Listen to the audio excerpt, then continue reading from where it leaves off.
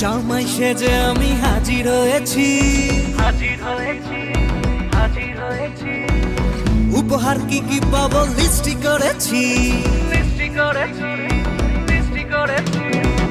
জামাই সেজে আমি হাজির হয়েছি, উপহার কি কি পাবো লিস্টি করেছি।